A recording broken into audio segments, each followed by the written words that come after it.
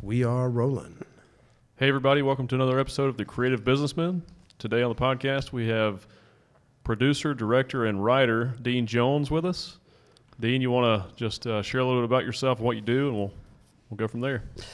Hello, you guys. Thanks for having me on the show. This is terrific. I didn't know something like this existed in North Carolina. I see this a lot in L.A. I'm a native of North Carolina, as you know, and I grew up in Alamance County, in the southern end of the county, in a small mill village, and was introduced to the film business when I was 7 years old. Wow. Through Dick Clark, believe it or not. Oh, that's amazing. I'll tell you this story. Yeah. So I was 7 years old. I was second grade, and I'm sitting in. We had a break session where you had to get your milk and cookie, and then you take a nap afterwards. You begin classes again.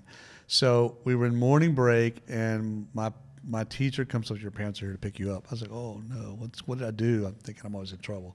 No, it wasn't that I was always in trouble. I felt like I were in trouble, because it sounded serious.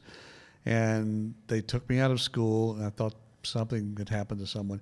And they said, oh, we're going to Ramseur. They're shooting a movie in Ramseur. I said, oh, my goodness. So I was all excited. So we drove to Ramseur, and it was a huge production crew from L.A., Hollywood. Wow. And there was Dick Clark. He was directing and starring in his own movie. At that time, it was like 67, 68. Bonnie and Clyde had come out. Okay, big hit, Oscar-winning movie. And so I guess Dick Clark thought he was going to make his version. So he did. And he shot it in North Carolina. And I was 7, barricades up. I mean, they had big 5Ks, they had big film trucks. There were special effects guys running around with shotguns. There were makeup artists. They had the actor in the chairs, putting blood and bullet holes on his face. They had just blown up the safe in the country store.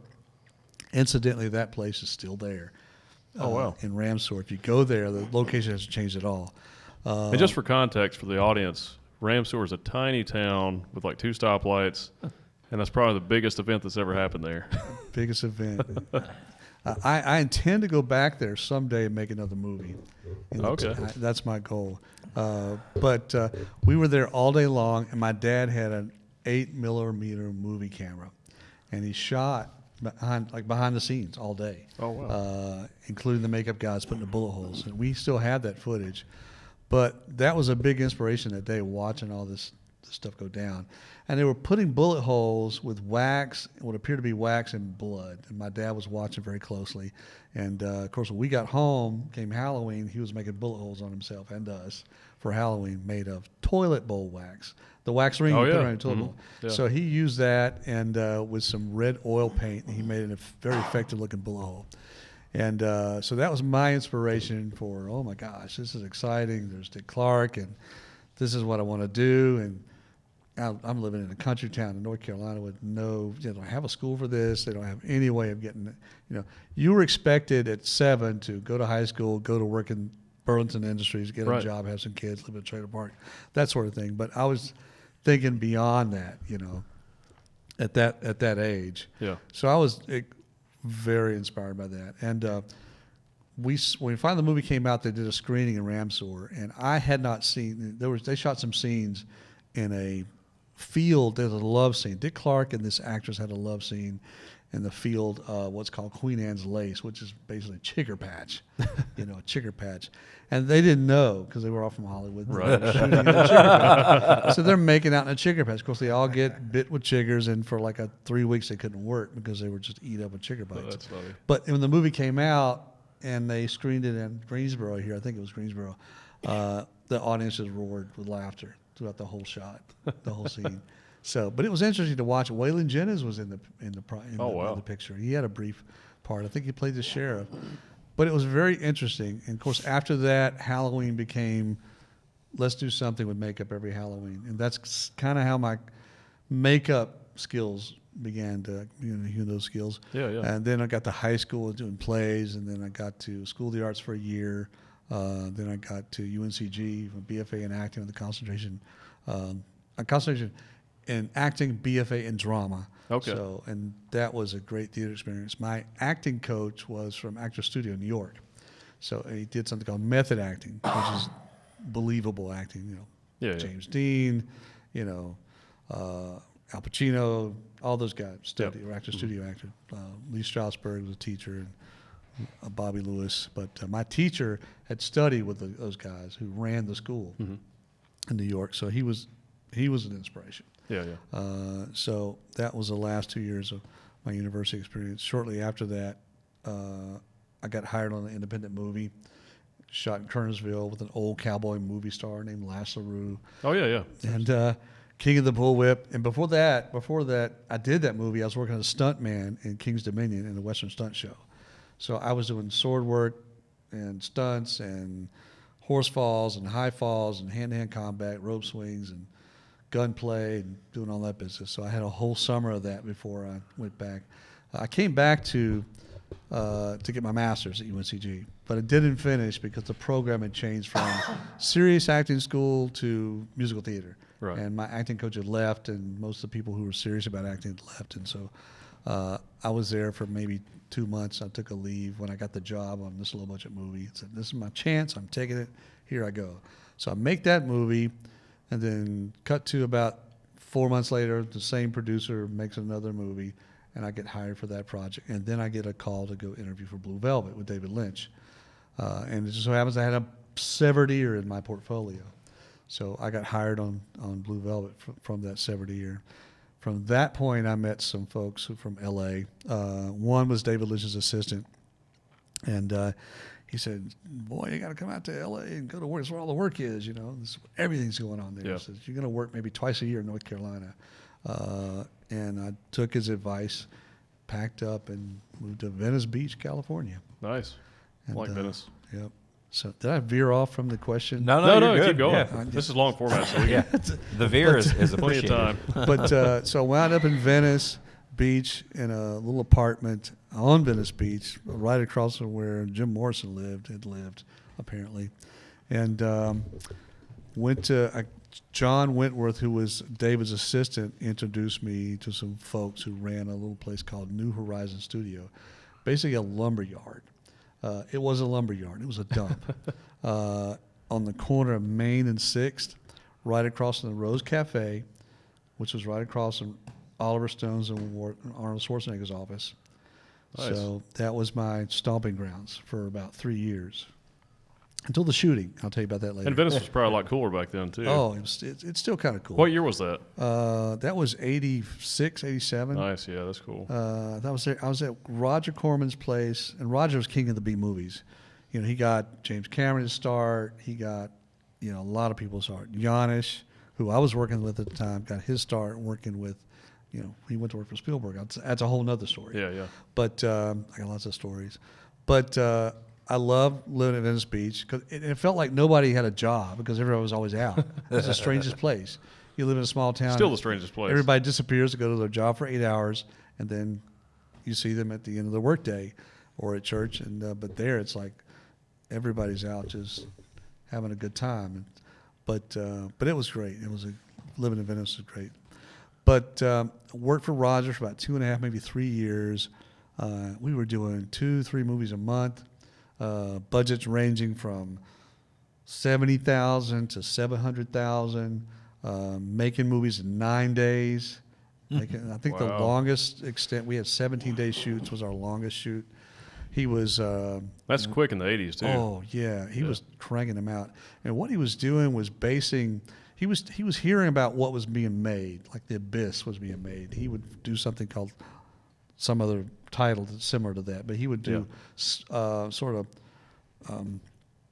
not spin-offs, but he would do knockoffs of those movies on his budget because there were countries and domestic buyers who couldn't pay for The Abyss, right? You know, or a big movie like Titanic, and he would just make something like it that some, you know, a small country like India or Pakistan could afford to buy. Yeah, and he was able to fill that void. You know, he was smart. He was making $90 million a year.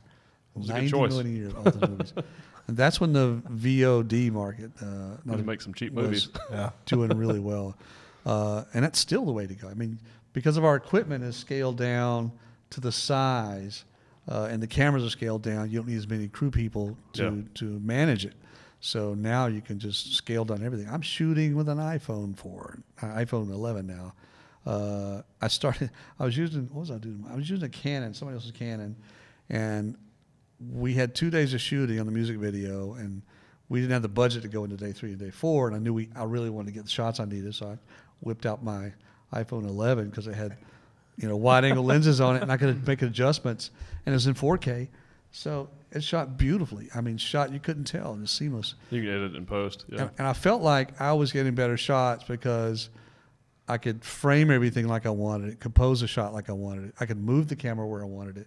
So now I bought a little handheld rig to put my iPhone in that'll hold it, so I'm not doing this. Yeah. And move around and get my shots with it. So I'm starting to pick up equipment and gear now for my own little company that we have called Atlantic Pacific Studios, which is in Burlington.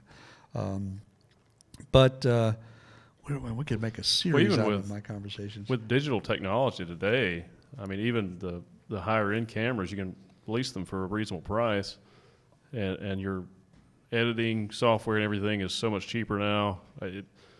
You can produce pretty nice films for a fairly low budget. Yep, provided you've got a really good script. Right. Yeah. Provided you got writing has a good to be story, good for good sure. script. Yeah. Yeah, you can do wonders, but it's always script in my head. But I've done a lot of. I think I've done like 100-something movies, 200 television episodes, bunch of music videos, a bunch of commercials, which are all. I've done 2 NFL commercials. That was fun. Oh, nice. So it's been exciting. So I could probably at this point write a book about all the things I've done and seen and heard. So what year did you get started in film? 84. I graduated, came back from a master's, fall of 84. I got hired on that low-budget movie called Dark Powers with Lash LaRue, and that's when I started. But My friend's dad actually had a couple of Lash LaRue's Western pistols. Oh, did he? Yeah. Wow, I'd like to see those. I think he was married like 11 times. Oh, wow. He had he didn't learn then. He had 11 marriages, and he signed a bullwhip for me. I gave one to my dad. My dad was a big fan of his, so I brought him and my mom over to meet him. So that was a big thrill. He used to talk about him all the time. I think he taught Harrison Ford or worked with Harrison Ford on using the bullwhip for Raiders of the Lost Ark. Oh, that's cool. Wow. I could be wrong about that. You have to look that up. But at least that's what Lash said. Yeah. I don't know. That was before the internet too, right? Yeah. But he settled down with another lady, and I think he passed away here. He moved here, passed away. I don't know what. Well, if he made it through 11 women and on to the 12th, he lived a good life, I guess. Oh yeah, he was something. Yeah, or maybe that's what killed him. Maybe. And I love TCM movies. I'm a big fan of TCM movies. I'm currently trying to develop a film and television program with ACC, Alamance Community College, for a 2-year program that's like a conservatory. Yeah, that's like awesome. It's fully concentrated just on the art of filmmaking. That'd be great. And hoping to have TCM aboard to kind of be our academic. This is how movies are made. This is, how the movies back then, class and style. Right. Not like now. I mean, directors should think about what the costumes look like and what the hairstyles look like. All that gives you a look and it makes it production value higher, and stories very, very important as well. But yeah, where did I leave off? So at Venice, I was in Venice Beach at Roger Corman's, and I met a lot of folks. One of the people I had worked, 3 or 4, Mike Elliott's now producing Rob Zombie's movies. Oh, okay. He did Devil's Rejects and Housewives of Corpses. Nice. Michelle Weissler produced The Ring in the Ring 2, Trouble with the Curb with Clint Eastwood. She's up there now as an executive producer. Classy lady, very smart, spunky, and brilliant producer. And she helped produce my movie I did called Dark Awakening, which I shot in Burlington. Janusz Kaminski. Dark Awakening. That's on streaming platforms, right? Probably it shouldn't be because I have the rights back, and okay. the distribution company that I had and the sales agency ran off with the movie as usual and send it out in the world. You never see any money coming back You have to be careful. One thing, that's another lesson I learned about distribution. So I'm currently working with a new company out of LA who does distribution and post-production. And we have a show that's hopefully going to be at AFM to try to get some pre-sales on. The Naomi Wise story. Oh, okay, So yeah. that's the one we're working on. So we're developing the script. We went ahead and shot a teaser trailer, and hopefully it'll be effective enough to get some folks like Hallmark. It's kind of a Hallmark Lifetime movie. Yeah. Hope to get some interest from them, in which case then we could put the funding together and make the project. Awesome. But let's see, after Roger, I did work for Sid and Marty Krofft. Did the show called Land of the Lost. Oh, yeah. It was the new season. I think I saw the one in the 70s I grew up on, but they did a new version with Timothy Bottoms, so I did that for a season, and then I got hired on Star Trek working for Mike Westmore on Star Trek, Deep Space Nine, Next Generation. Did a little bit of Voyager and 3 or 4 of the feature films. That's awesome. Star Trek. So I spent 7 years at Paramount on the lot, where I met everybody. Janusz, let me go back to Janusz. So Janusz and John Wentworth, who I mentioned earlier, who convinced me to come to L.A. Right. Janusz and I and John had a movie called Spud. He wrote this script called Spud about a potato that was a Martian. There was a Martian coming from outer space. There was a potato, and the potato landed in a desert town, got hooked up with this girl. They made out. The potato exploded, and then the Martians figured Earth wasn't for them and left. That's the crux of the story. But it may be on YouTube somewhere. But it was shot in black and white. Oh, wow. And I built the giant potato and the little potato, and I think I built the planet that the potato came from, And we did it all at Roger Corman's lot while we were there.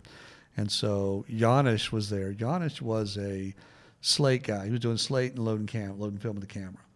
And he had been begging Roger or the people that ran the little studio to shoot something. He wants a chance to shoot. He's Polish. And he was a brilliant guy, a lot of fun, a lot of energy. And he finally shot something called Watchers. And then we did Terror Within 2. I think Terror Within 2 was the first project he did for Roger. It may have been his second feature as a DP. But we were doing effects. I was acting, doing stunts. I think I did some miniature work. But in Roger's studio, if you had skills at anything, you were snatched up, you were given jobs to do, which is great. Sounds like our kind of guy. Yeah, I like it. Yeah. Given experience to do things. And, Janusz's camera loader, his slate guy, was actually doing craft service as well. He was putting food on the table in between loading film in a magazine. It's efficient. Yeah. Yeah. And then Janusz and I were talking about doing a short called The Silent Gray. We were going to come back here and shoot it. It was a Civil War short. It was a ghost story. Okay. About soldiers who were in the trenches in the battlefield, didn't know the war ended, and they were dead. And they're being coaxed out of the trench to come up to a farmhouse to have their last supper with a little old lady. That's the basic of the story. Then they figure out by the end of the story they're dead. It's like a Twilight Zone episode. It's kind of like The Others, maybe? The Others, yeah. Yeah. But Janusz, we were talking, when are we going to go shoot the movie, Dean? I said, I don't know. I got to raise $50,000. I never raised the 50, so we never did it. But eventually I went off to do a couple of bigger projects, and I didn't hear from Janusz, or didn't see him for a while. Next thing I know, there's a movie called Schindler's List coming out. Guess who's the director of photography of Schindler's List? Wow. Janusz. What a big jump. Janusz, he went from 0 to 1,000 miles an hour that fast. That's amazing. Well, that's kind of like, I tell people that when I'm talking about being an actor or writing, you're always one project away from something really big. Yeah, and you never know who Yeah. you're working with. Always treat people fairly, and always treat them, because you never know where they're going to go, who they're going to meet. Yeah. And as luck would have it, and it wasn't luck. He had some skills. He has incredible skills. I just worked with Janusz again 6 years ago on Lincoln. I was called up to work on Lincoln in Virginia. I was down here we do a haunted house called the Hollywood Horror Show. Out of my film that's cool. career, Yeah. we developed a haunted house, and I brought it back home. And this would have been our 31st year, but COVID, we decided not to be open. Yeah. But I went up to see Janusz. I hadn't seen him since I was on a lot at Paramount working on Star Trek. He was doing some camera tests, but he's the same guy he always was. He was totally running that set for lighting and camera, everything. Totally had control of that set. And still the fun-loving guy he was. But it was like working on that film, and that was my first time working on a Steven Spielberg movie. It was like being in church. It was so quiet and so respectful. You know, Daniel Day-Lewis was referred to as Mr. President. You know, that's how it was, and it was just amazing. And the production value, you know, they turned the General Assembly building or something into Washington D.C. and the streets were mud and horses. It was wonderful. That's amazing. Watching all this was like, oh my God. So what's Steven Spielberg like? He was so kind to everybody. He had a cold at the time, and but I could see him as he walked through the hall. He had tons of extras, and they were always wanting to say hello and how are you, and we love you for what you do. And he was so respectful and nice to everybody. But he was wonderful. His wife was wonderful, you know, the whole crew. But that was a great experience. But I was there for maybe 3 weeks, I think. I think we did some more work back in L.A., but that was fascinating to work at. And what I expected from working on that level of movie, I said, God, I'm going to go work on a Spielberg movie. You know, we're going to take our time. There's going to be no rush. Be very careful what we do. And the speed of which we were going was like working on a $50,000 movie. Like, we have no time. Get it done. Hurry up. This has got to be more, better, faster. You know, and I was like, well, I'm sure the this cost of the budget was so much higher too, though. Oh, yeah. The per minute cost was probably astronomical. They were moving so fast. I mean, the stunt guys were on the side of the hill practicing the fight scene. Next thing I know, we're down in a mud hole with the fight scene. It's raining, and they've already created rain towers. They're already bringing rain down anyway. It started raining for real, and I'm in mud up to my knees. And I remember we got to get these bodies down. We had like 30 bodies that had to be mutilated and maimed in all sorts of ways. It was a battlefield. Yeah. And the scene was Lincoln rides in on the battlefield, right? And looks down and looks at all these bodies and at the aftermath. And that was the shot for the day. So we'd been busting our butt all morning to get the shot. And we'd throw everything in the back of the golf carts. What do you call those four-wheelers? Oh, yeah, those gators. The gators. We towed them up there, and it's mud, and we're just trying to treps around with these bodies and dropping them. And then I'm walking out there, me and another makeup artist, we were hauling. I made this one particular bite look pretty cool. We worked on. We set it down in the mud, and Giannis is out there. Dean, come on, no, right here. He's yelling my name. First of all, I didn't want any of my cohorts to know that I knew the DP, because that's a sure sign of, okay, that guy's going, because he knows somebody. Because I was very nervous about that, getting fired because you are next to somebody, you might take their job. But you know, he was yelling my name out. It was fun though, watching it. But that body made the shot and made it in the movie that we worked on. Awesome. It was a body that was rented, but we had dressed it up to have multiple wounds on it to make it look like it was mutilated from an explosion. But that's the body that Lincoln looks down on in the movie when he's going through the field on the horse. He looks down and got a shot of his POV of the body in the mud. But man, we were getting stuck in the mud. I got stuck in the mud. I'd come out of my boot, you know, and then all the time they're yelling at us, "Get out of the way! We're ready to shoot! Come on, let's go!" But no, I wasn't expecting to be, you know, hurry up and get it done now. So let's take our time, set it properly. Nope, get it in, get out. Man. Fast as you can go. Time is money. Time is money. But it was fascinating, that level of show, because it's just like walking back in time. Everybody's perfectly costumed. The streets, the mud, the smells, the actors. I mean, I was standing in front of the Washington marble statue in the rotunda there that was placed in like 1799. It was like before even Washington was even dead, I think. Yeah. I hear this tiny little old man voice behind me, and I turn around, it's Hal Holbrook, talking about, oh my God, this guy, he was still alive when the statue was placed here. And beside him is Sally Field. So those are wonderful experiences that I take away from everything I do. Yeah, that's the fun part about film and act. Well, one of the fun parts is I worked on the series Legends and Lies. Yep. And I had a cool role, but it was a flashback scene that ended up getting cut, unfortunately. But it was still fun working. You know, it was I think it was I was an American soldier in the Mexican-American War, I guess. Wow. And so it was all period accurate. Oh, yeah. You had the costumes and everything, so it was fun. And what a great, you know, to be an actor and to be in something like that is makes you feel great. Before we get too far, I always ask the guests just to get an idea of where you get your inspiration and stuff like that. What did your parents do when you were a kid? My dad is retired. He was a plumbing, electrical contractor, a building contractor. He wound up getting in the welding business and becoming a welder. He was what's called a boiler maker. Mm-hmm. My grandfather, my Irish grandfather, was a boiler maker from Ireland who came over to Virginia. My mother was she did a number of domestic jobs, but mostly she took care of us at home. Okay. My mom was into art. My dad was into art and culture, but they never had the chance that I had. They right. gave me that chance by taking me to set that day. Now you said when you went to set that day, your dad shot a lot of the background stuff, or the behind the scenes shots. Mm-hmm. Was he hired to do that, or they just let him do it, or what? Oh no, he just had his own. He had bought an 8mm Bolex camera when he was in the Navy, and so he just took his camera and shot. Nobody said anything. I think it was I didn't see too many people. I saw a lot of Polaroid cameras. That's where Polaroids are. Oh yeah. But he had a Bolex camera, so I imagine now he could have sold that footage to Dick Clark for some behind the scenes. Dick Clark supposedly burned all the negatives, but there was one floating around in High Point somewhere. I think a guy named Jerry somebody. He was a theater projectionist. He had a copy of Killer. It's called Killers 3, by the way. I think it's on YouTube. I've heard of that movie, yeah. Killers 3.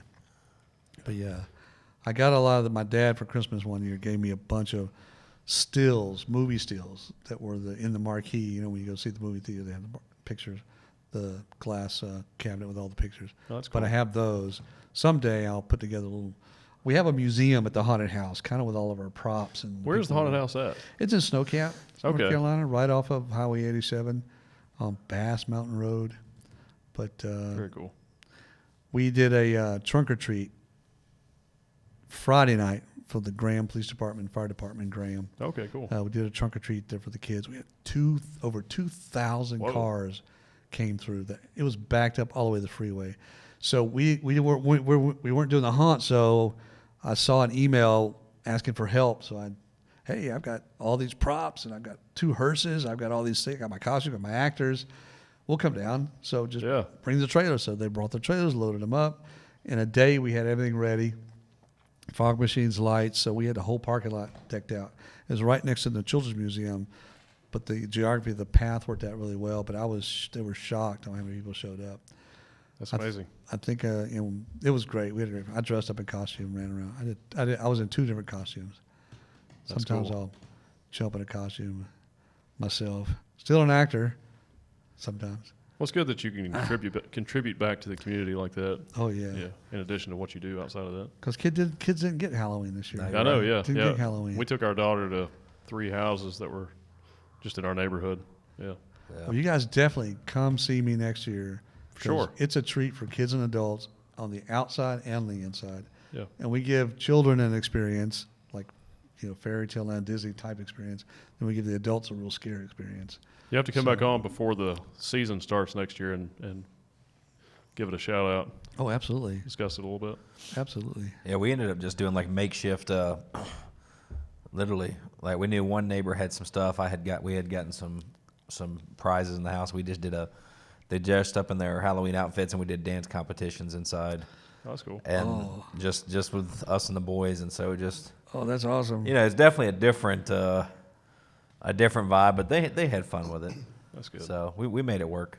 Yeah. But yeah. That's how you get started. Well, no, we talked about and because you're in that business, but I'm sure that a lot of these haunted houses, especially the bigger ones, make a lot of money every year, and they count on it. And some of these places make hundreds of thousands of dollars during October and November. Well, I guess September, October mostly. Mm-hmm. Yeah. And now this year it's gone, so that's a big loss for a lot of these companies. Yeah, you have to. I think they scaled back on billboards this year. We decided not to do anything because we didn't want the risk. We have a lot of kids and adults and older folks and parents, grandparents who come back every year as a family to work on our show. Plus, Halloween. My fear was Halloween's a time of mischief, so I didn't want to risk You know, That's what I was going to say. There was another couple reason we didn't go knuckleheads out. coming in. Yeah. There was some craziness going on. So we were very, when it's been getting dark earlier. Yep. So we were like, we're going to be at home by this point. Because Yeah. I just didn't know. It's a big question mark. It's I'd hate to shoot somebody, but I think we'll just go home early. Yeah. It's a volatile year this year. Yeah, so, it is. That's just, next year will be a boom, though. Next Yeah, year that's will true. It'll Well- be off the chart. Christmas, Halloween. Yeah, it's going to be interesting. We're planning on doing a Christmas event in Graham again this year. Since the Halloween event was successful, they said, "Why don't you come back and do a Christmas for us?" Okay, I'll put my head together. You're just donating those efforts? Yeah. Yeah. Totally donate to efforts. And plus, Nice. it's just great. And things like that inspire imagination, which Yeah. inspires brain activity. Yeah. For a child to, in his world, like I grew up in a mill village, that was my world because my parents, grandparents worked in a mill. So if that's Same here. all Yeah. that you ever know, besides television, was a big part of me trying to figure out how to get out of Burlington. It inspires you to do things. It's what inspires an astronaut. A kid watches a TV and watches an astronaut, or watches a cowboy, or watches a doctor. Yep. You fall in love with something that you're passionate about through the medium of television, or through art, or through music. Something that resonates with you. Yeah. And one time, I thought I wanted to be a rock star one time, so I played music. I started out with a trumpet in high school, migrated over to drums because I want to be a rock star and playing drums in a rock band, and then played in the jazz band for high school, and took up guitar, but which planted me in a theater as an actor. All those things lead to something. Yeah. So they're inspiring, and plus it gets a brain activity going. So art is super important. Music, art, everything like that is super important. I agree. And we don't have enough of that in the state. Yeah. It's supported by, usually the arts are supported by an elite, the wealthy 1% or whatever they call it. It's not really, the foundations support the arts, but it doesn't really, Burlington doesn't have a lot. They have a children's museum, but they don't really usually have a culture that fosters work from your art. Yeah. That's the one reason I had to leave. I had to leave North Carolina. The film program, we have a film incentive here, and we have a film commission here, but it really doesn't, we have to start funding our own movies. Yeah. We have to start getting banks and investors in our own state to support filmmaking, and to support the things because we all have to leave the state to go get a job to make a living. Yeah. Because you can't, Atlanta, you can go to Atlanta now, go to California. Atlanta's maybe. the biggest market now. Oh, it's huge. Yeah. And Tyler Perry, made a butt ton of money, said, I'm going home, make my movies. He did the right thing. Did the right thing, and he just created his own studio and his own thing, and created huge workforce. He has a beautiful studio down there too. Yeah. It's a former military base, right? Yep. It's huge. Yeah, I guess. Yeah, that makes sense. he got a deal on a. I'm almost positive he got an entire former Yeah. military compound.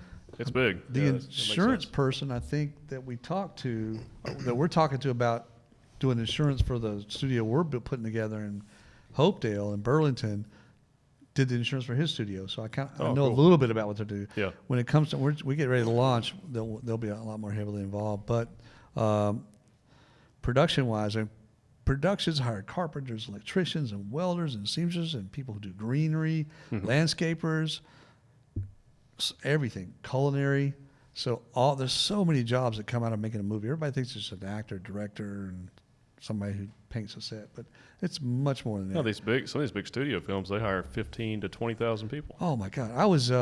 I did Pirates of the Caribbean. We had 500 people on the Great Bahama Island. 500 people on that island working on Pirates 2 and 3 simultaneously, and they had a huge, basically a small city. They had a welding shop. They had costume shop. They had 14 tractor trailers with refrigeration trailers for the food Wow. to feed us every day, lunch and dinner and breakfast every day. And it was amazing to see that. But they had an entire city. It was interesting to watch them build everything because they were building parts to the show. All the monsters were built there. Everything was built on site for That's Pirates 2 incredible. and 3. It was amazing. But yeah, that level's really fun too. Yeah. Never been on a studio like that. Or a set like that. Yeah. Oh, definitely. Well, we're trying to develop the Hopedale into something like that. It's such a unique location. But what we would like it to be is an entertainment complex and a training facility for actors, musicians, and in combination of what ACC is doing in terms of their training for skilled craftsmen to work on the shows there.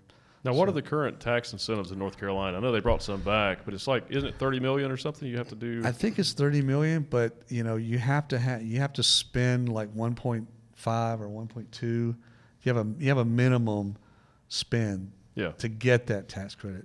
Now, low budget movies really cost from $150 to $500, maybe $700. In Hollywood, $3 million is considered low budget. Yeah. Here in our state, it's going to be hard for folks like us who are trying to make these independent movies to get that incentive. We can't. It used to be, what was it, $250, Jesse? I think it so. was at $250 at one time. Oh, wow. Which is where it should be, because that allows a bank or investor to look at you trying to, hey, give me some money to make a movie. They look, okay, I can get 30% back, on that money, or 25% back on the money, give it back to them, And you can easily make 250 look like $3 million. Oh, in this state, with the resources we have, the talent we have, you can make 250 look like $10 million. $10 million. You can make 500, make it like a $10 million movie.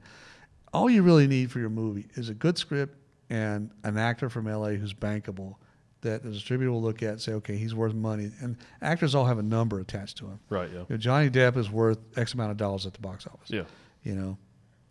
All these, Robert De Niro is worth X amount of dollars. So they all have a value. And when you're casting a movie, I asked my distributor, okay, I've got a movie, I've got 2 lead roles, and I've got a budget for 1 star. Okay, they'll send me a list. I'll look at that list of who might be available, who will work for our budget. And they don't necessarily always work for the money. It's usually about the script or the person doing the project or the money. 2 of the 3. They usually one of the reasons why they pick it. But it's difficult, and making low budget movies. So we got to foster the bankers and the investors here to try to support the filmmaking community, because they don't understand that it really creates a lot of jobs. And if that movie's successful, it's going to create a lot more jobs and launch some careers. There's a couple of movies made here that did well for the director, who had a brilliant career after he made the movie here, but never came back. Talking about Saw? Saw, Cabin Fever, another one. Oh, yeah. That was produced off North Carolina money. Yeah. 2 different But guys. the other producer who brought the project in, and the director, never came back here. Wow. And the money, the revenue that was made from Lionsgate and the Weinstein brothers off the movie never made it back here. They never said, let's go back. We had a great time, a great crew. Let's do it again. It's a great place to shoot. And but we need to drive that home. I'm hoping, I don't know if you guys know about what we're trying to do in Burlington. We have this massive factory that just shut down a couple of years ago. I want to know more about it. Yeah. I don't know. That shut down a couple of years ago, and it was purchased by a guy, Chip Coker, liquidates. He buys factories, liquidates the textile equipment. But what they've been doing in our state is turning factories into apartment complexes or low-income housing. That it's okay. You create jobs for a little while for the company that are building them, but it's apartment. Why not create something that creates jobs for a lot of people?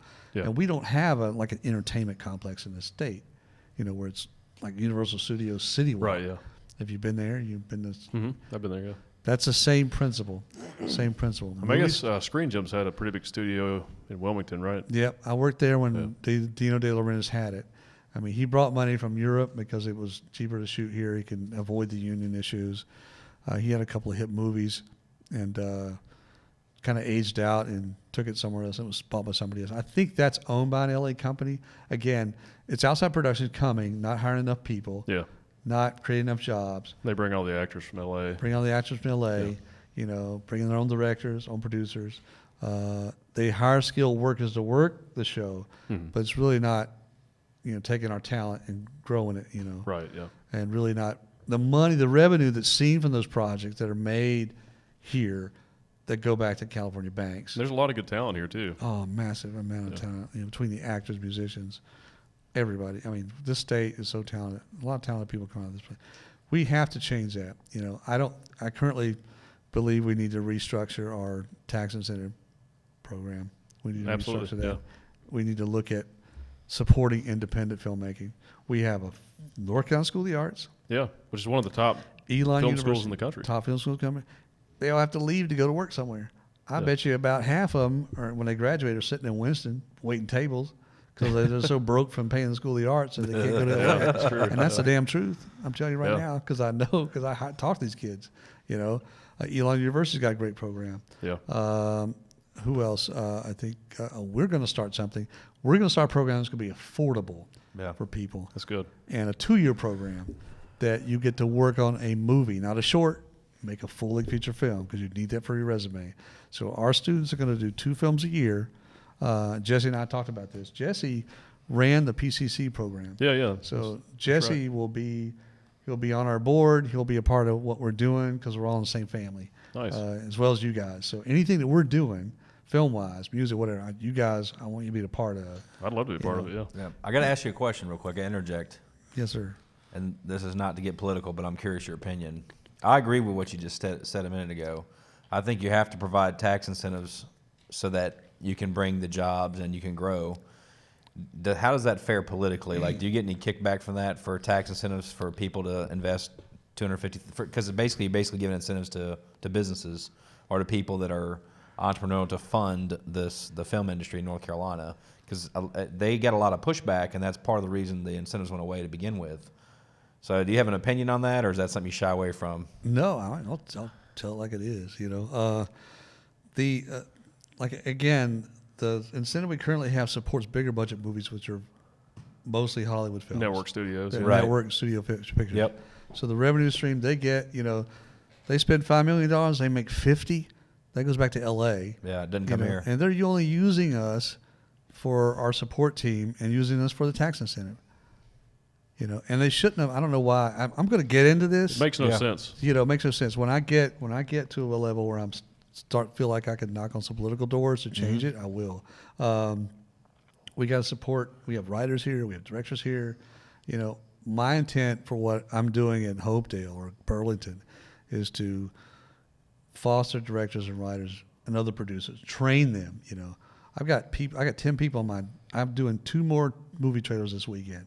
I got 10 people who stem. Some are from Elon, some are from my haunted house. Those people come to work at my haunted house want to work on films. Yeah. That's the whole reason they're attracted to us. But to answer your question, yes, that incentive needs to change. Now, I had a conversation with the powers to be a couple of years ago, and they said, yeah, I think we should do something, but it shouldn't affect what we're doing because this is our baby, so why don't you come up with something different? I said, yeah, I'll do that. So let me make a couple of movies. I'm going to come back with a plan, and I'll put it in front of the right senator or the right congressman, Yeah. and we'll develop an independent filmmaking program.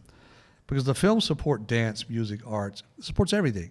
Yep. Yeah, and other jobs know, too and outside of that. Yeah. Absolutely. And then, you know, and we'll keep our talent here. Once we start doing that, we'll have a reason for our kids not to go away. They'll stay home and grow more jobs and build our business. You know, we are perfect. We could be the hub of the entertainment capital of the United States. Doesn't always have to be California. California Yeah. started the same way. Small, grew it.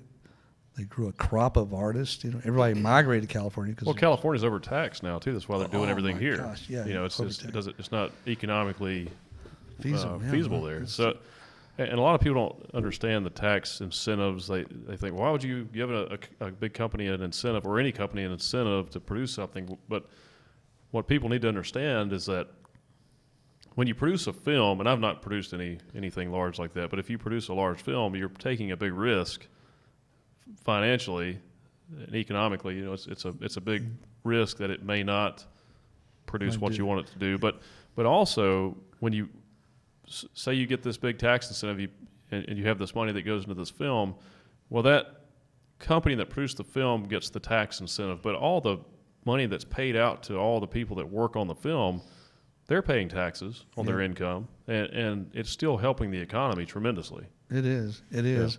Unfortunately, what happens with the tax incentive money is that they don't use it to make more movies. You know, Iron Man didn't take $30 million, $50 million, whatever they got, and turn it back around and make. I mean, for $50 million, you could have made and built a studio and done 50 movies with that kind of budget. But ideally, I want to go back to what you were saying about a movie doesn't always have to be a big hit. Yeah.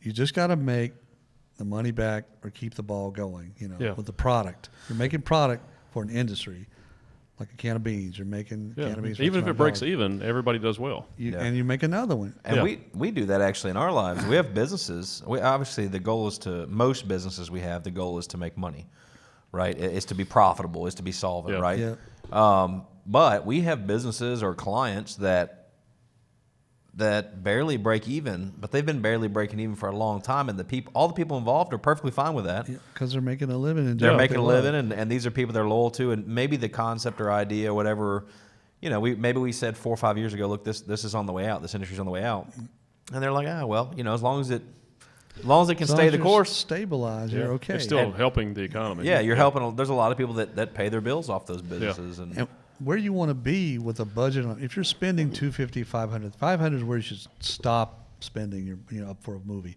$500 is the level where you get back enough deposits on your movie to cover your cost.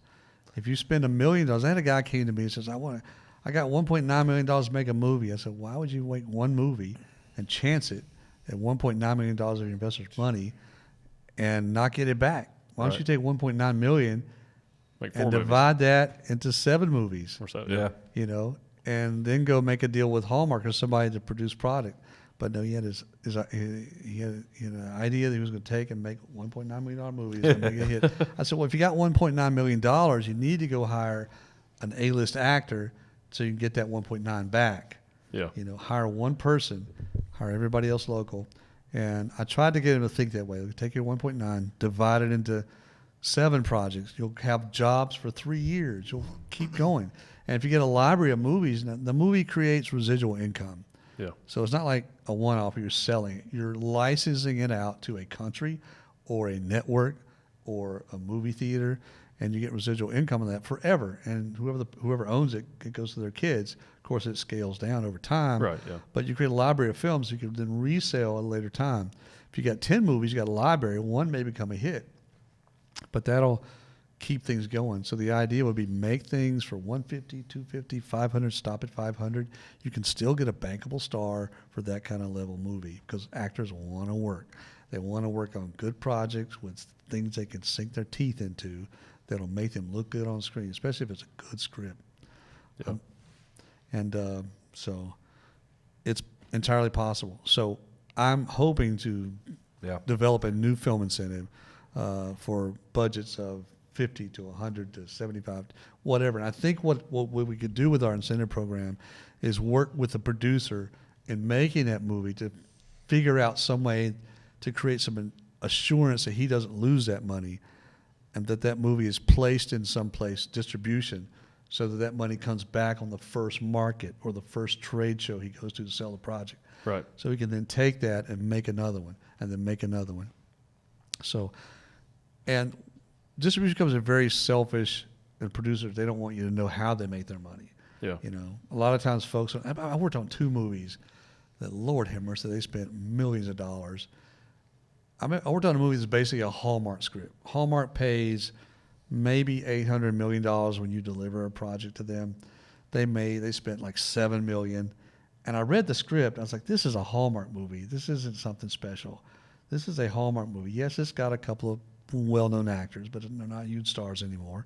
But this is a Hallmark script. Hallmark buys material with used to be actors who were well-known in their material. I worked for Hallmark. I did 11 movies for Hallmark. So where I was going with this was, yes, they spent too much money. They could have made movies for years and kept the cycle going, kept everybody working. But they thought they had a big hit with the script, and they really didn't. Right. And no one told them that. No one. I run into that a lot. It's like you don't want to tell the king that he's not wearing any clothes. What's that story? That fable? Oh, yeah. The king who had no clothes. Yep. Yeah. And one guy steps up and says, "Wait a minute, that script is not what you think it is." Yep. The whoever the producer is thinks he's got something special when you don't.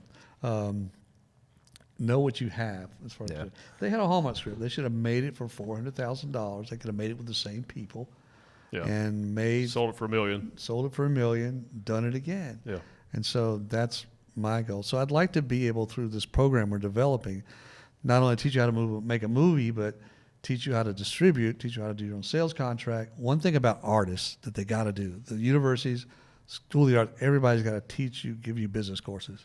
Yeah. Yes. That's the one mistake. Well, a lot of artists are, We get, we're just they're like, okay, all creative. all creative, but No analytical. yeah, Yeah. so we should be required, with BFA in drama, okay, you need a business course. Yeah. And you need a contract law course. I agree with you. And you know who told me that? Red Skelton. You know who told me Oh, yeah. that? Wow.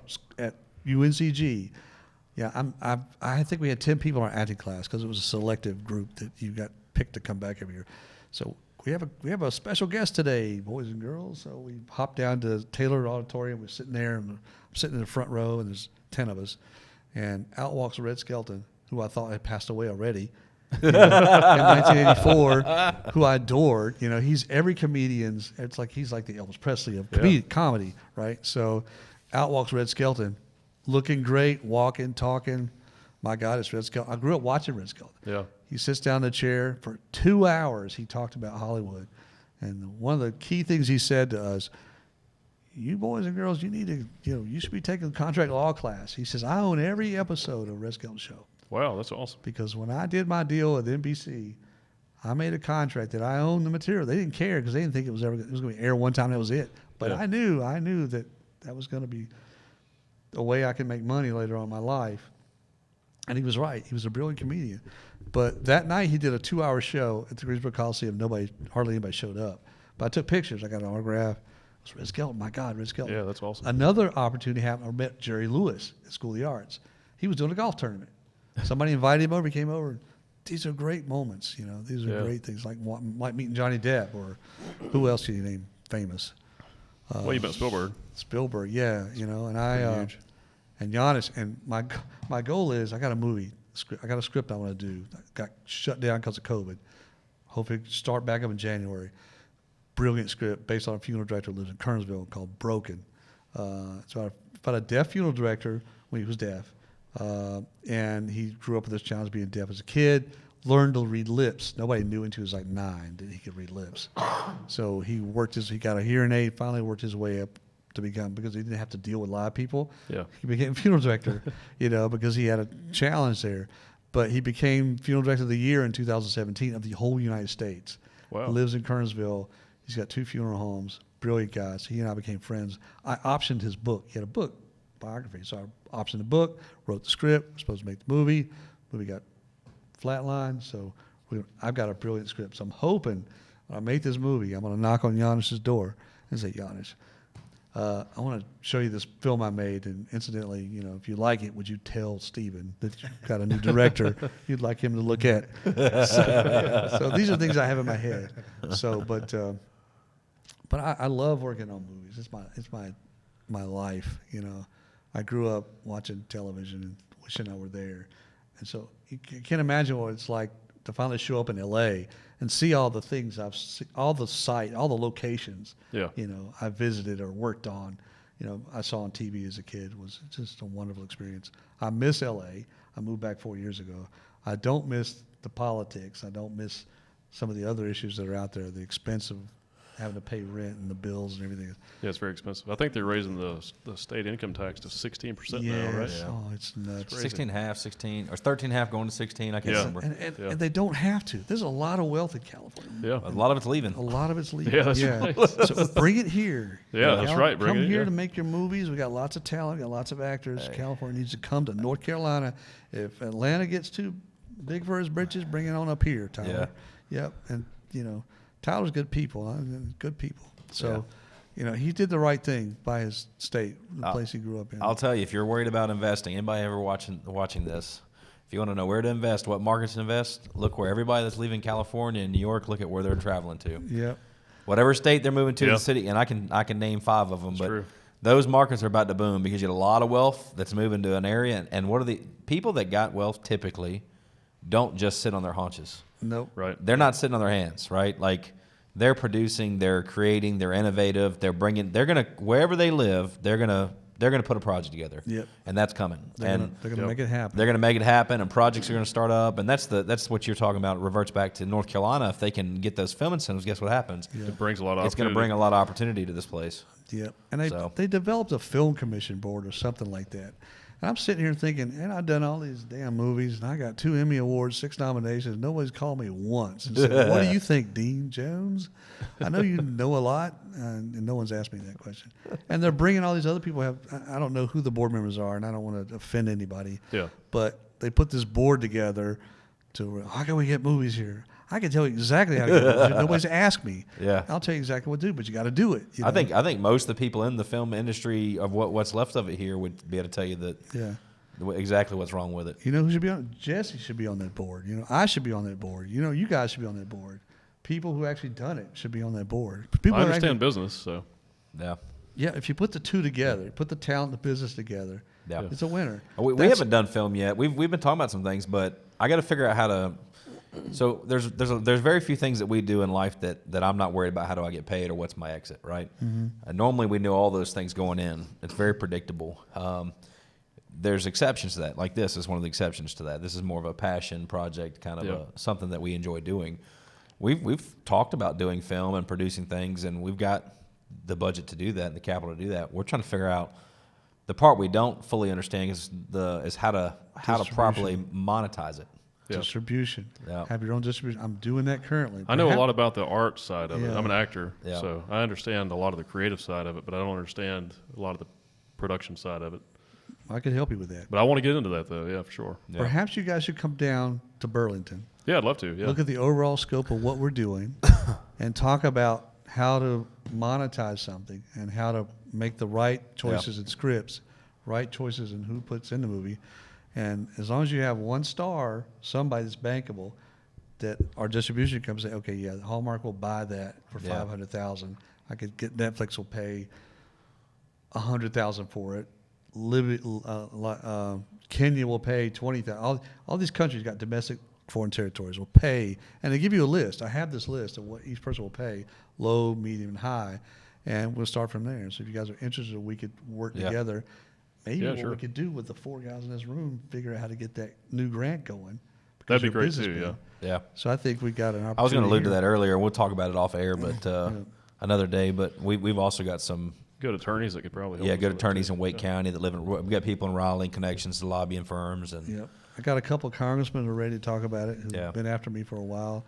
The thing is, we get things moving. Get the first project, second project behind it. Hire all local folks. Put it together. Put a business model together. I'm a decent writer too. We didn't even think about that. You gotta. I don't know if you're sharing your script, but well, I can't. Yeah, that's true. I'm rewriting with another actor in Atlanta, but I won 13 awards. Oh man! What was it? 2 years ago, I guess, 2018. That has to be made in the festival circuit. And one of the awards I won was at Cannes. I placed top 13 in the horror genre. We need to take that script and make it. Yeah, it would be too expensive. Oh, hold on a second. You're talking to a horror film guy. You're talking to a guy who knows how to work on a dollar. I work for Roger Corman. Even the big budget movies, like, okay, you got the X amount of dollars. How do you do it? And they're like Roger Corman's group. All those were always telling me, just make it happen. I had to look at the script. I was like, oh my God, it's a B-52 bomber crashing into a lake. They did Battle Just Beyond make the it happen. Stars, which has got everything in it. Well, the guy that's doing the rewrite with me in Atlanta, he's a pretty good name actor. He's an up and coming guy, but he's done a lot of good roles, and so I'm sure he'd be interested in coming up and talking with us. I own a haunted house. I have a ton of caskets. I have hearses. I have anything horror related. I have anything haunted related. I have the biggest expense in this will be it's a period piece. It's also supernatural, so maybe there will be some CGI needs there. Got that too. I have a post-production company that I work with as distribution. They're taking Naomi Wise because I have some CG in that. Okay. So they're taking that and doing some work on it. Let's talk about it. Yeah. Yeah, but definitely, period's not a problem because we live in a it's state. It's a good screenplay. Oh man, we live in a state. My Naomi Wise is 1807. Oh, nice. I made a phone call and I had costumes in 2 seconds. Cause most of this is 1899, so that's perfect. Similar, yeah. That's It's Charles Western, Western U.S., but that's easy. I got horses. Whatever you need, I got it. A good producer can get his hands on anything in the drop of a hat. You know what I brought to the table on that one? I just read it. That's all. I enjoyed it. You read it early. I want to read it. I read it early. Yeah, I read it early. Yeah, I'll let you read it. Yeah. I got a copy in my. I got that copy in. If you want to. That's the current version. Yeah, the current version. I Yeah. called a line producer to look at Naomi Wise. He looked at the script. This is a 10-page script. You got horses in here. You got all these extras. You got a mansion. I'm not doing this. I can't do this. You can't do that. It's COVID time. I said, I got that covered too. I know all the regulations. I have a set safe COVID certificate. I know how to. I have my own. I'm a member of the Alamance County Rescue Squad. You have to have a medic for every 10 people in LA on set now. Okay. I have my own medic. I did temperature checks every 2 hours. Now, are you shooting your films under the union or no? The trailers aren't shot under union, although it's a right to work state. You can have SAG and non-SAG trailers. Right. Yeah. Dark Awakening. I wrote a script. I thought, well, I got 4 characters. My budget's not going to be big for 4 actors, you know. And I brought too many actors from LA. I didn't realize I had 30 people with 1 lines that all had to be paid a SAG wage. Yeah. But yes, we can do SAG. I do like it. I do like the SAG. I like SAG have for to be actors SAG. though. I do Yeah. like that. Yeah. Always I made 27 people got in the union on my show. 27 Nice. people got their SAG card. That's cool. I'm DGA, Directors Guild. I had 2 DGA guys who got their hours who got in the DGA. The unions are very important for a show. Even the International Alliance of Stage Theatrical Employees, IA, you need that as well, because you get benefits. Yeah. That'll go into pension. You Great get, benefits, You actually. get great Yeah. benefits. You get insurance. The 2 most important things to me as a filmmaker, and should be here in any state, any place you work, right to work, whatever, is to get your hours to keep your health insurance. As you Right, get older, yeah. you need it. But that's very, very important. So we can work union movies in this state. That's good. Yeah. Because they're not requiring you to work, DGA doesn't require me to make whatever the producer wants to pay me. It's or more whatever. expensive, but at the same time, you're gonna get a higher caliber of Yeah. actors and. But SAG, employees. you got tier levels where you pay, you got Yeah, you got low budget, low ultra budget, low, ultra low is new media. It's like $100 a day. New mediums, I don't know what new medium is now, but the my budget 500, our scale back in 2013 was like $285 a day. I had 27 people, so my budget for my cast went way up. But Yeah. we still kept it under budget. Still not crazy though. Yeah. Yeah, but you can do that. So you can be union. Answer the question. You can be union. You should be union, but unions will work with you on your rates. All they care about is getting a little bit of pension money to take care of your people. And as long as and I don't mind working a low budget movie in LA. I'd pick up anything. If I were making $12 an hour to my 55 or 100 I make on whatever show I'm on, as long as I get hours, I don't care. I'm doing something. Yeah. If I'm in between a gig, I'll do little gigs, and I will do student films. I will do big budget movies. I will do, because the person you're helping may Right. wind up to be the next big. And you're creating something cool with another Exactly. artist. Yeah. So Exactly. It's still fun. I don't need the resume anymore. I need the directorial resume now, but I don't need a makeup resume. It's like this podcast. We're not making money on this. It's just something we want to do. Yeah. It may make money one day, but Yeah. But you're doing something that's so, creative. It's still business because it's social media. You bring attention to yourselves and your Oh, yeah. business. You bring attention to others.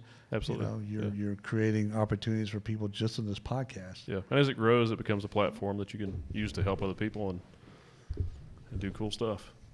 Absolutely. I agree. So what projects do you have coming up, or when are you starting new projects because of COVID? We're hoping to get Broken off the ground January. I have a television show. It's a variety show called Southern Nights. It's a cross between Hee Haw and Saturday Night Live. Oh, that's cool. It, in fact, has 2 folks, 3 of my friends from Saturday Night Live and Mad Television, who were part of the writing team. And so I'm bringing 3 people from L.A. My other 7 to 8 actors will be ensemble cast will be from North Carolina. Nice. So I was going to have auditions to find the very best improv comedians I could to be a part of the show. And I will put them on a yearly contract. And so when that year's up, they can move on, or I'll slip somebody else in there. And if somebody wants some time out to go do something else, to go do a feature, we just bring another artist in to replace them for that show. Yeah. But the plan would be I'm going to do 6 episodes, and it'll be a live show. And I have food. It's a food show. You have food before the show. Oh, okay. And shoot it at the studio. And that's for a small budget. It will be SAG-AFTRA and DGA, but it won't be IA. but I have the facility to do it in and have a live audience. I could seat up to about 700 people. So I have a ticket price that covers the cost, some of the cost of the show.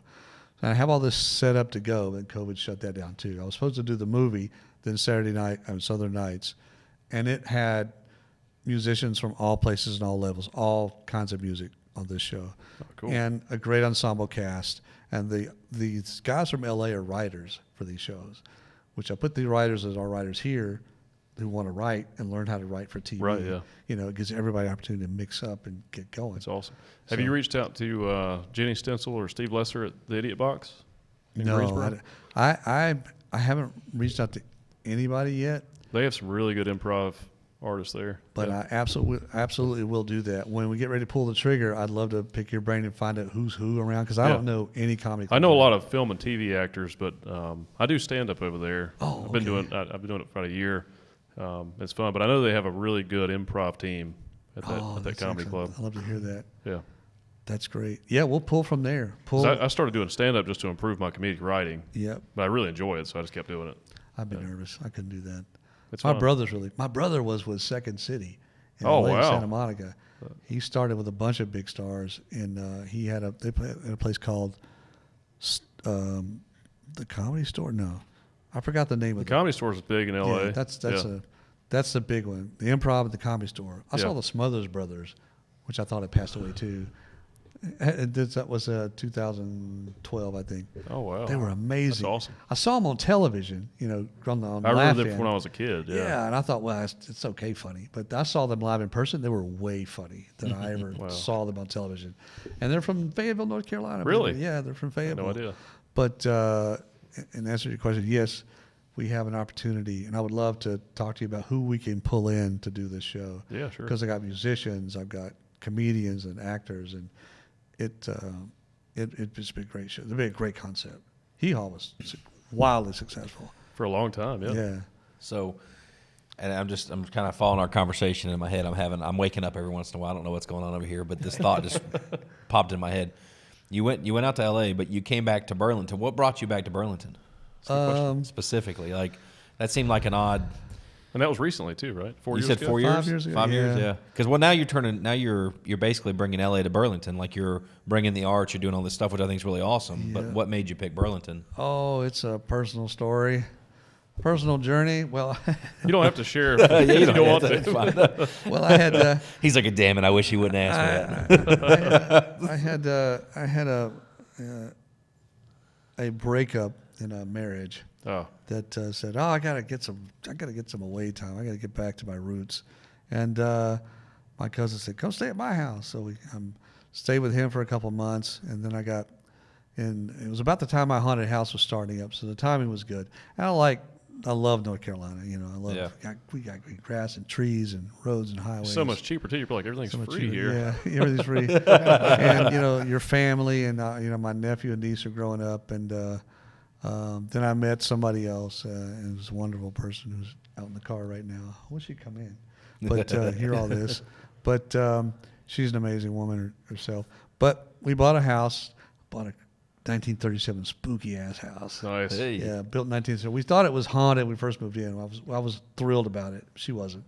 We still think we have something in the house related to a little ghost girl, and I believe in ghosts, of course, and aliens.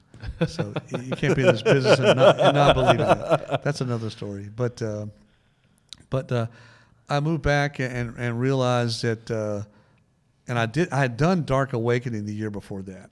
So I was in production, made the movie in post-production, when the wife says, I need to find myself. You know what that means. That's another story behind that.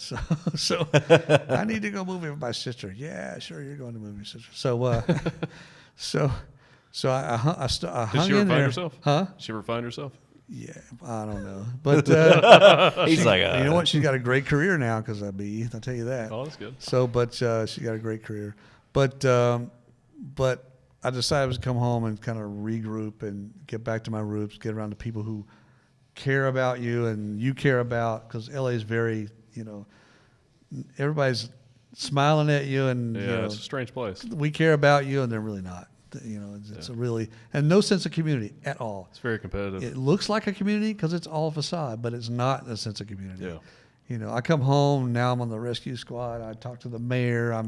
Everybody knows us at the haunt, so it's a whole different sense. Yeah. I know some really good people in L.A., but I've been out there a couple times to work, and I've seen the other people too. The other side, yeah. It's strange. Because everybody's there to climb the ladder. Everybody's there to get in front of you or around you. Or what do you have that I can use to get to this point? And everybody we're all clawing at each other to get to the top.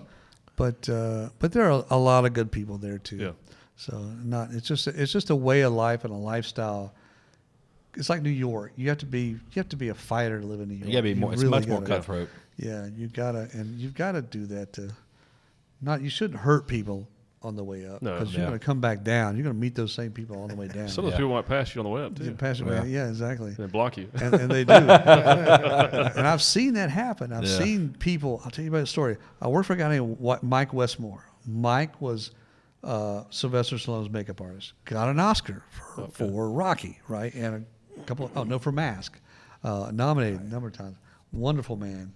His whole family, Mike's family, Monty Westmore, his granddad were the first makeup artists in Hollywood who did the black and white silent movies. His family is that big. They do Nosferatu? I don't think they did. That's German. They didn't do that. It? German film. Oh, okay. Yeah. But Mike told me the story. He says, and his brother, he had a brother. He had 3 brothers, and one brother decided to, I'll tell you the story. Mike's told it a dozen times, so I can tell the story.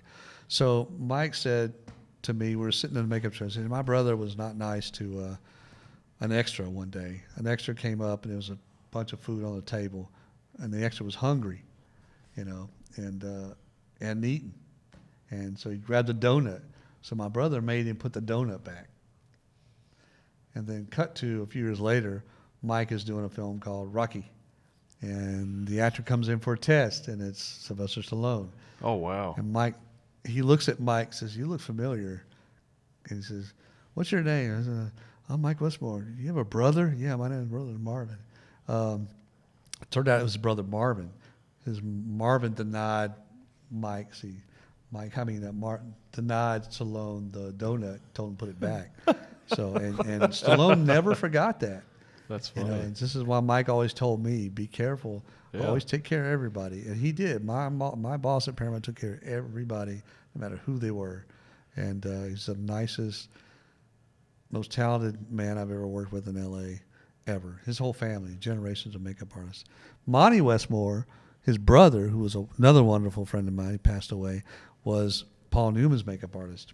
So I got to meet Paul Newman through Monty. Monty had been with Paul Newman since the 50s, I think. And Mike had done Stallone on Rambo. He kept with Stallone's career forever. That's cool. Wow. But I learned a lot, not only makeup-wise and makeup effect-wise, but how to manage, a makeup crew and a makeup team, and how to treat people, with respect. Amazing guy. And I went to the Emmys. Melissa and I we were re-invited to the Emmys again for Star Trek. So I got to go up on stage with Shatner. He got an Emmy. We all got to be up there behind him and be a part of the Star Trek legacy, which was kind of fun. That's awesome. That's cool. And I'd been telling Melissa, I've been telling stories about Hollywood for like 3 or 4 years, and she finally got to go because I talk about it, and she was so excited. Had such a good time. But yeah, so I want to bring Hollywood here. We can do the same thing here. Sounds like a good idea. It's going to happen. I like what you say about respecting other people too, because I agree. I grew up poor, and so I've always respected other people. I never felt better than anyone. I'm thankful for the successes I've had, but in no way do I feel better than other people. And I've seen other people that were in pretty bad places too growing up, and they've done well. So I feel like you should always plant positive seeds in other people. Oh yeah. Because like you said, you never know what that person's going to do, or you could change that person's life. Oh yeah, you could totally. Encourage them to pursue a goal or a dream that they have, and you just never know what's going to happen. So. I like that about our haunted house is and I like that about working with new people on our movies. I said, come on, I'll make you a PA. Come on, I'll put you in the camera department, see how that is. And they find something they love. I had a kid who was 15. He worked at our haunted house since he was 8 years old. Well, I brought a movie back to Burlington called Vampires Anonymous with Michael Madsen. And this kid's like, Dean, he's 15 or 14. He says, I want to work in camera. Okay, here you go. He said, let's ask your mom and dad. His dad's a doctor. You know, his mom's worked on she went to PCC, I think, with you guys. So Charlie had been with us for years, and he worked at the camera department, and he's now a gaffer in Atlanta. He's done huge shows. He stayed with it. And we inspired a lot of kids come of our haunt are now have gone on the School of the Arts as well. So I love to see the kids and the adults, because the adults want to be a part of it too. That's cool. You know, part of the film, we have a continuing ed class at ACC. By the way, I'll put that out there. ACC has a continuing ed class for Film and Television 101. That's part of what we're doing to try to get the school launched, is to have a continuing ed class to get it started. So we've had a lot of older adults in the class, which have always wanted to hear our stories and be a part of what's going on. So every class we do a little project, you know, a video, a music video, or a trailer, or a commercial. So, but yes, it's great to inspire kids and adults to do something different. That's what we love doing, the haunted house. And I come back every year to do this haunted house, every year. Now I live here, so. Yeah. And so I'm trying to get the movie business going as well, because, you know, we'll hire dancers. You know, I have a dance team at the haunted house now. I have a dance number. You know, I entertain people while they're doing the show. How many employees do you have on the haunted house? It depends on the night. The weekends we usually have about 80 to 90 people. Wow. You know, some are volunteer, some are paid. Yeah. Because of age ranges, and we like to have families come out. We've seen kids grow up, you know, start their freshman year in high school or elementary school and just stay with us. Yeah. And they've learned so much about props and makeup and costuming and performance. And we take them, we do a commercial, they're always a part of it. So, but yeah, I love having it. And we're working with the Boys and Girls Club in Burlington. So I'm trying to get the Boys and Girls Club, since they're never really exposed to anything like that. So every chance I get, I pull them into something. It's good. So it's really good. Yeah. I hope it all makes sense. Oh, it's coming together. You got my wheel spinning over here. Yeah, me too, man. Yeah. I think. And business, yeah. All I hear is just lots of good opportunities. Yeah. And we teach filmmakers the business end of things too, so they won't make mistakes. Like, I mean, I've done a couple of movies and made money. I made a low budget movie, okay, called it was called Dead End. Okay, I had a distribution company take the project and had a deal with Blockbuster at the time. 100,000 units. You got 100,000 units. Now I saw $10,000 come back, and then a year later I saw in the Hollywood Reporter top 2 titles for what 1998 was, and it wasn't. It was a Corman. It was an homage to Roger Corman movies. Low budget, quirky little movie I made in Burlington, you know, with non-SAG actors, and it sold the most. I think it sold 50,000 units, and back then they were $79 a piece, you know, for VHS. But it might be more than that. But it was like the top 2 titles. But that year, no one was making horror movies until Cabin Fever came out. It relaunched the horror genre. That's again. right. Wow. So if you got something interesting as a horror movie, let's take a look at it. Yeah. I actually graduated high school in '98. Oh, Yeah. What was the name of the movie? it was called Dead End. Dead I'm End. now getting it digitally remastered. I'm going to re-release it again. I feel like I remember seeing the cover of that movie. It's like a demon creature on a box. I mean, the movie was done for $50,000. Wow. But we had a lot of fun. It was shot at the Haunt too. That's cool. It was fun, but really nobody in it. How many films have you produced? 4 or 5. I've directed some sci-fi. Second year directed on sci-fi movies. I've only 4 or 5 movies at the moment, but as it's a small library. I know of you've movies. worked on like 100 I've worked films on or 100 something. films. Yeah. But from that 100 films, I've learned everybody's job. Yeah, right. How long it takes to do it, how much it costs to do it, what everything costs, what it takes to, you know, a 90-page script. You know, if I have an explosion, I know what that's going to cost. We know how to, you know, write big budget. And Right, I tell writers, don't write for cost. Write whatever you think is in your head. We'll figure out how to do it. We'll work backwards. Roger did that. He taught us that. He said, here's a $200,000. Here's the script. But this script looks, to send it to the budgeting department. That says an $800,000 movie. You could figure it out. And we did. Right, yeah. You know? You can always change it. He would take sets. And That sounds like a revamp guy I like. That I would like a lot. Yeah. Corman's awesome. Yeah. You know, I built the sets at the Haunt that I knew I would use them someday for a movie. You know, I've got all these we built a 54-foot long pirate ship with an interior with a moat around it that you could shoot on right now if you had to. So awesome. we just and this Pull is not that mic over just a little bit. Oh, sorry. Oh, you're and good. this is not in the film world, but we had a recent business that we business accomplishment that I felt pretty good about. But we got told that it should be $1 million project, and we pulled it off for like $360 plus about $25,000 illegal. And by the time it's all said and done, we'll probably be in it, $405. That's still good. Yeah, but we got told it was $1 million all day long, and that's kind of what it reminds me of. It's like you hear these numbers and you're like, no, we can, Just we numbers. They can, don't mean yeah, they're just anything. numbers. We can make this work. Yeah, Like, you can you figure it out. So it's what's sometimes it's like what's they call it, spit and elbow grease or whatever. It's just Well, make it work. Exactly. And it well, happened. we've done a lot of projects. A ton, For yeah. a fraction of what it would cost most people, though. Oh yeah. Even the studio. In the very beginning, I'll tell you, I've got one of our other partners. There's a story when I made a fair amount of money, a fairly large amount of money, some would say, at an early age, and then subsequently lost it and had to rebuild, which was interesting. But there was a period where we were doing everything. We were wearing every hat. You were talking about guys that were getting the food ready, and they were also carrying the cameras. Like, that's what I was doing. I was literally running the business and then also trying to help my buddy who's very mechanically inclined. I'm not. And so literally here was my job. I had the my shirt over my face, not because of COVID, but because of the dust that was coming from. He had a saw. I had a handheld fan, a fan that sits on your nightstand that was plugged into the wall, and I was holding it with my hand over his shoulder. I was standing behind him like this, and my job was to keep the dust out of his face because we didn't have the proper tools, and he was literally cutting through a center block wall. And, it was just like, it was funny. It's a funny thing him and I laugh about, but this was us with no budget, and we rented the saw. Just improvise. Just improvise. We got it done. And actually, we still own that building and that business today. It still provides cash flow. It's funny, and it employs people, and it's one of the very first ones we did when I started getting back on my feet. But it was funny because just do whatever it takes. Yep. And we didn't have the budget to pay, so we were like, oh well, we'll figure it out. My job was to hold my shirt up and hold the fan.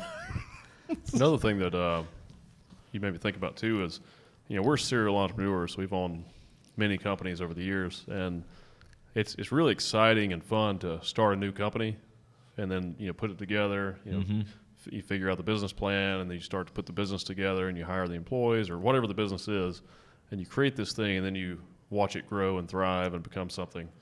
And that's one on the business side of film that's very attractive to me, is because you can create this massive business and then let it produce and do its thing, and then just kind of push it away and then do another one. Mm-hmm. So you get that same, it's like you have the ability to have that same rush of excitement of creating a new thing, a new business over and over again. Yeah. Like you don't, because sometimes you create a business and then you just have it just lasts, you just keep it, and then you can still structure it where you don't have to let it consume all your time. You can work on other projects, but it's the film industry is one of the few industries where you can continue to repeat the same process over and over again. Oh yeah. It's like building a new house, building a house that you lease out, and that's interesting. Yeah, because it's always a new experience. It's always a new script. Yeah, and it's always a new floor plan, new actors, new cast, new costumes. Oh, let's go back in time. Let's do a science fiction movie. Let's do a horror movie. So, I like doing it all. So that it's all that part of it's always appealed to me as a producer, writer. I'm not so much on the acting side anymore. Although I'd like to maybe do something down the road. I still want to pursue that too, the acting side. But definitely, I got a few good scripts you should look at. Yeah, I'd love to. Yeah. So, but acting and producing and do some writing also. But I think in the long run, the production side is very attractive to me, though. Now, television is interesting because it's longevity. In TV, if you get something that's successful, series, plus that'll just go on forever. A series will make you popular as an actor. Say if you wanted to be in a movie, you wanted to make yourself a star. Because I told another actor this, and I said, look, let's make a pilot, because if we make the pilot, I'll put you in the movie, I'll write you so that you're next to the real not even a real star, but next Yeah. to the celebrity. Right. So if you're in a scene with Robert De Niro, You get through the whole notoriety. movie, you're suddenly become who's that guy in the scene with Robert De Yeah. Niro? You know, not that I would hire Robert, but he's a lot more expensive. But the fact that I put you in a scene with Johnny Depp or something is going to do great for your resume. Oh yeah. Your career in an instant. Yeah, 'cause when I did a couple of network series in 18, I guess, or 19. I did, and they were small roles, really small roles, but still good roles, accredited. And I did a role in The Village. It was a 2-episode role, and then I was on NCIS. But when I did NCIS, my IMDb number dropped way down. Like it got down to like 40,000 or 30-some thousand or something. So yeah, it makes a big difference. Oh, huge difference. Yeah. So creating a series, that's what I'd love to do here. So I got a couple of series ideas for shows I'd love to do. We were talking about doing a sea hunt because I have a friend who's a diver. I'm a diver. Oh, okay. So we want to go shoot that at the Outer Banks, do a pilot, and then hire a star that's bankable that everybody will know. And a network will buy it because it's got so-and-so in it. Mm-hmm. You Like know. you talking about like a documentary type series or? Oh, Sea Hunt was a show with Lloyd Bridges back in the 60s, I think. Oh, okay. So it was a show about diving and the coast and sort of like a Discovery Channel type. Discovery Channel, like Yeah. saving animals. It was always a story behind it. Sea Hunt, it was military, it was about all sort of Russian spies. It was it was an action adventure series. Oh, okay, cool. Wasn't like Flipper, the Oh, dolphin okay. story. Sea Hunt was about a diver, and he was always trying to protect, the underwater environment. Oh, so it wasn't a documentary series. It was just a and it series. was an actual television series. Yeah, okay. Lloyd Bridges, Bo Bridges, and what's the other actor? His brother. Whole Bridges family. Yeah, the most famous Bridges. Yeah, what is The dude. Yeah, the dude. Yeah, He's got a few Oscars. What's he's his name? done. 300 and some films. Yeah, he's a wonderful guy. But Jeff Bridges. Jeff Bridges. Yeah, Yeah. it's like, So what's wrong with me? Ding, ding, ding, ding. that's the way to catapult somebody and your show. If we do a hit series, and they had Swamp Thing going in Wilmington, I think. I didn't see any of the episodes. I don't know why it didn't fly. I had a couple auditions for that show. Yeah. That would have been. I don't know It was why. more politics, I think, that killed it than Oh, really? the Really? show's worth. Yeah. Oh, it's too bad. It was a cool idea. Great idea. I had a friend of mine who worked on Swamp Thing, the second, not a sequel to, but the second version of Swamp Thing in Atlanta, I think it was. A friend of mine, Dean Gates, did the makeup effects on it. I think Todd Masters may have done the suit work. But I worked for a director who did that movie. Now, the people who produced that were John Goober and Peter, what's his name? They took over Sony. Anyway, they made Batman. Okay. They made the first Batman, Wow. that catapulted all the Batman shows. They were doing it was a horrible Swamp Thing movie, but they were about ready to shit can it at one time because the director was behind schedule. He wasn't getting along with anybody, and they were about to fire the director. But they fired the first AD instead. And then these guys, my friend Dean, his name Dean, who was working on the movie, was standing next to the producer, got the phone call that said Jack Nicholson accepted the role. When Jack Nicholson accepted the role, they got the funding. Oh, sure. They got the option on the Batman comic book, and with that, they were making a terrible low budget movie, but they had that option, which I'm doing now. I'm getting options on properties that will be valuable later. Yeah. But they got the option on Batman, and they got Jack Nicholson hooked, and by the time they got him, they got their funding, and then they Nice. were off and running. That's cool. And then their careers took off, and then they took over Sony and tanked Sony. Yeah, they made a hit movie, and then Sony, the Japanese, said, "Here, you can run our entire operation because you did." But they didn't. They just made a bunch of crazy movies and went crazy with it. Yeah. But they had a nice parachute package when they got out too. Wow.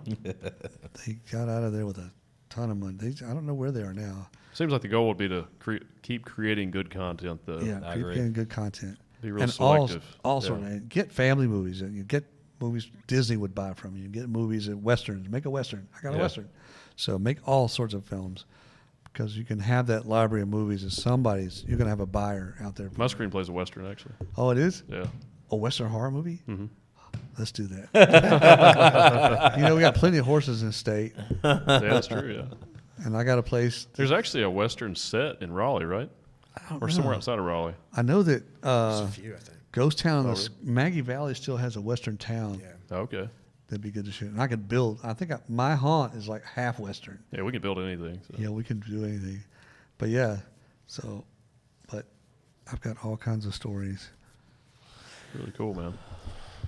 Well, thanks for having you on. And if you want to just tell everyone how they can look you up if you want them to follow you on social media or website. Yep, I have a Facebook page for myself. I have the website for the studio is AtlanticPacific.studio. Okay. AtlanticPacific.studio. It's a new website. I've got a location manager who is attached to the property so that we can bring outside work here too. Just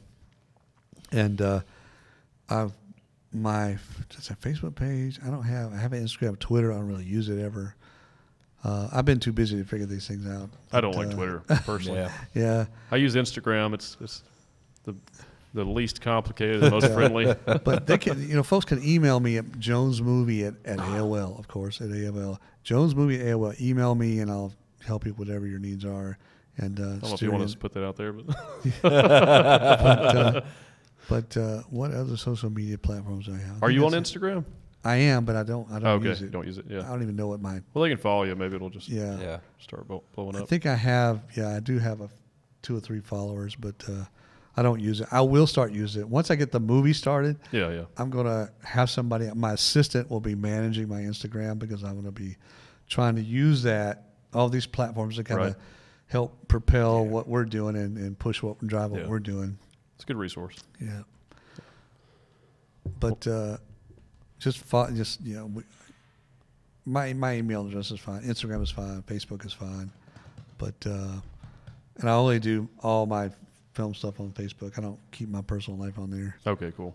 But I want to help. I want to get things going. Awesome, man. Let's make a movie. Hey. Yeah, let's do it. I'm excited. Well, everybody, I hope you enjoyed the episode. If you did, be sure to like and subscribe. Also, be sure to look up Dean Jones on IMDb and look at all the projects he's worked on. It's pretty impressive. Thank you for having me, gentlemen. It was a Thank pleasure you. meeting both of you and Yep. seeing my buddy here.